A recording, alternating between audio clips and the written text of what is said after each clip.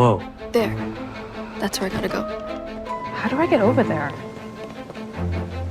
There! The fan! At it! It flies! No, no, no, no, no, no, no, no! Oh, you just messed with the wrong... Goblin. Go up there! What is that? And check this out.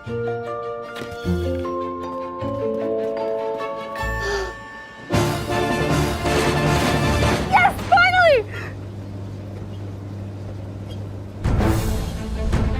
You'll be surprised at what you can do when you master your imagination. The Legend of Zelda: Tears of the Kingdom, only on Nintendo Switch. I got it, yes. And that's motivation. That's what I said. I called it. I said to get a job. I was missing all those shots. So when I said get a job, it went in. Nah, I'm just talking. But hey, I'm gonna keep doing me though. Hold on.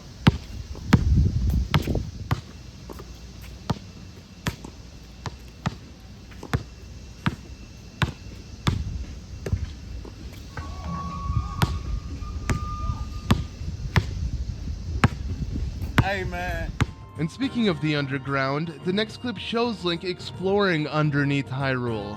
We can also confirm that he is underground by just looking at the coordinates, as the Y is negative, with him using an item that is fused onto his arrow as he then shoots it to light a path throughout the dark underground. And when looking at the item after hitting the tree, it is most likely some flower that lights up, which must be collected to use later in these darker areas.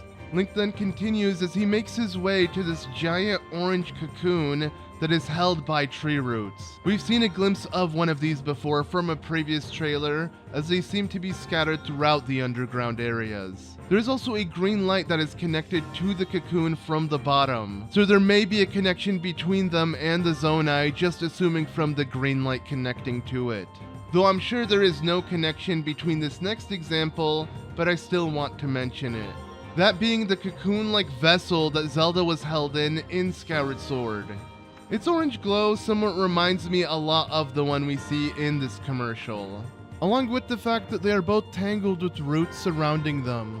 And if there is somehow a connection between the two, then maybe there are some enemies or characters remaining in there that Link must free.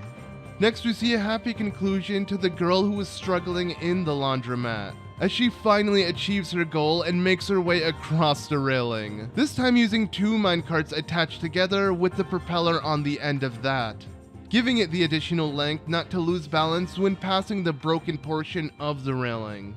And honestly, it's cool to see, as it's Nintendo showcasing that there are so many ways to solve things, and it's really up to your creativity.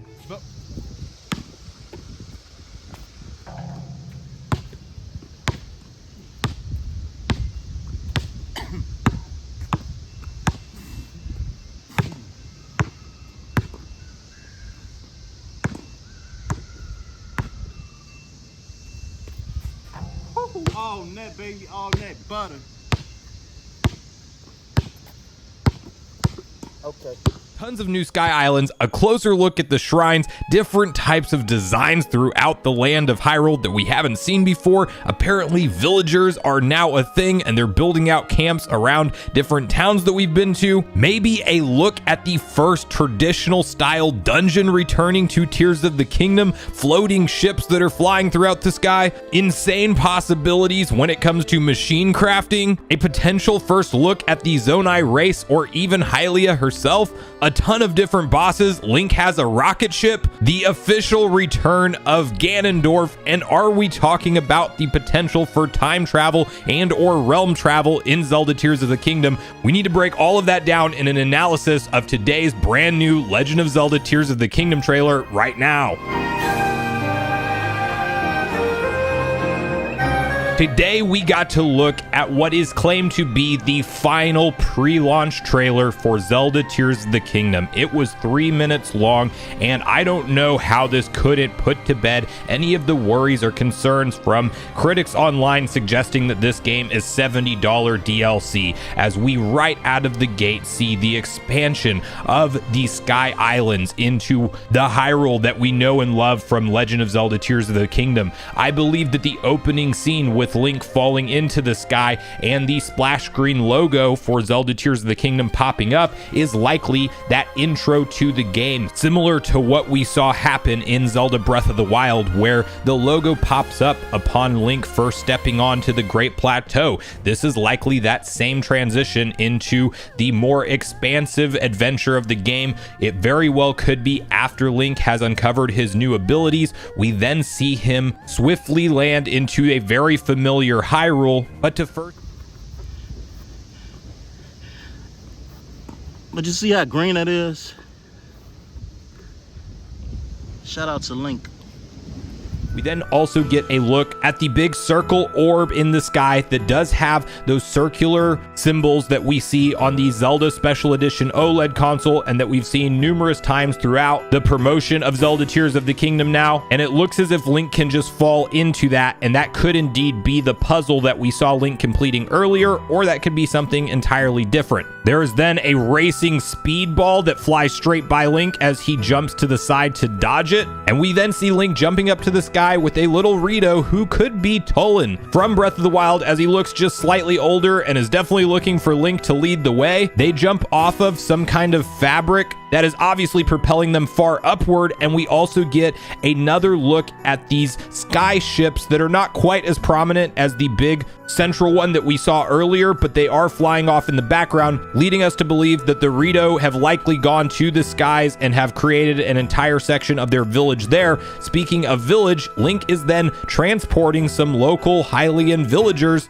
throughout the map as he leads them on horseback, and they are in a carriage behind him. We see Link's recall ability in full function as he utilizes it to defeat an enemy.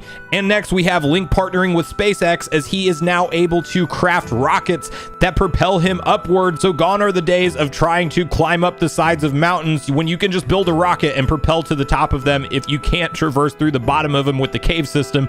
Definitely seems like we will have a lot of different unique ways to ascend and descend vertically in this game. We then next see some kind of new traversal from Link as it appears that he's moon jumping. He seems very weightless in this particular scene, and he is waiting to land on the next platform with a very interesting jump animation. It's definitely not his normal amount of weight, and you can also see the particles kind of staying mid-air suspended, leading me to believe that there will likely be light gravity sections and actually a change in gravity with how Link will interact with the world. You can also in the background see some malice-looking smoke coming out of the middle of the mountaintop, as well as dark sludge leaking down from the platform that Link is jumping up to, and a giant waterfall in the center of the platform that he is ultimately leaping to, with some bubbles off in the left corner with the green charged balls within them. We then have... I always pay them back,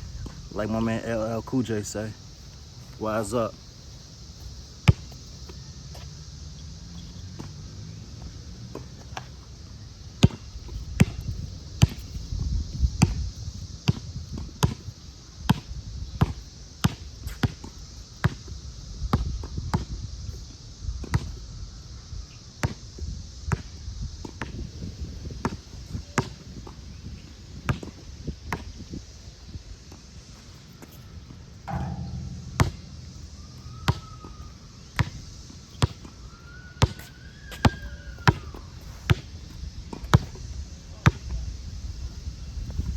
But regardless of your thoughts and feelings on everything we talked about today, I do look forward to hearing from you all in the comments down below before you leave the video, as I do look forward to getting a back and forth conversation started with you all around these topics. Go watch yesterday's video next if you haven't already, which is on screen right now. Also make sure you like, subscribe, turn on your notification bell, and I will see you guys in the next video.